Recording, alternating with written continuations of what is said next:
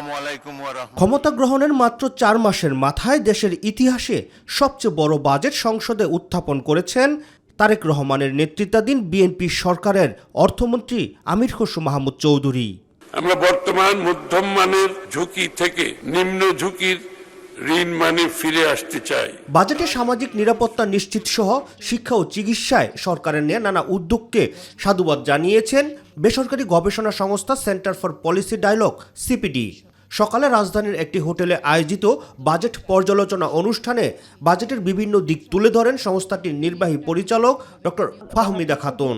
এখানে প্রচেষ্টা অনেক দেখা যাচ্ছে, করের ছাড়ের এবং কর কমানোর অনেক ধরনের প্রচেষ্টা, অর্থাৎ জনগণকে একটা স্বস্তি দেওয়া, ব্যক্তি খাতকেও স্বস্তি দেওয়ার একটা চেষ্টা করা হয়েছে।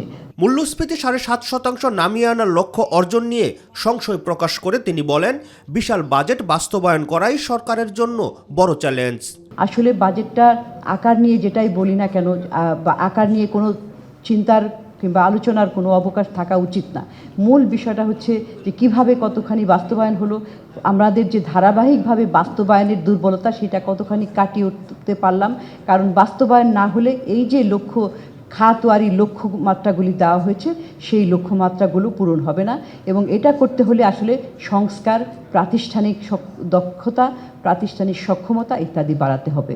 কালো টাকা সাদা করার সুযোগ রাখায় সৎ করদাতা ও ব্যবসায়ীরা উৎসাহ হারাবেন জানিয়ে সিপিডির সম্মানিত ফেলো ডক্টর মুস্তাফিজুর রহমান বলেন, শুধু বিনিয়োগের পরিবেশ ও প্রণোদনা দিলেই হবে না, ব্যবসার পরিবেশ নিশ্চিত করতে হবে।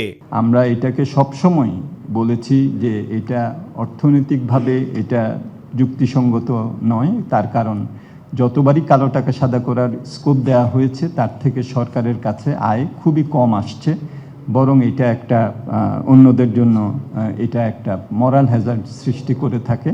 সেই জন্য আমরা বলেছি যে এটা অর্থনৈতিকভাবে এটা যুক্তিসঙ্গত না, এটা নৈতিকভাবেও এটা কাম্য না।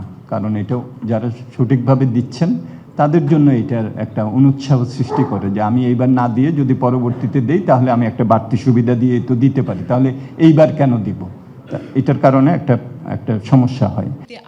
রাকিব হাসান, মাই টিভি, ঢাকা। কিংবা তাদের যথেষ্ট পরিমাণে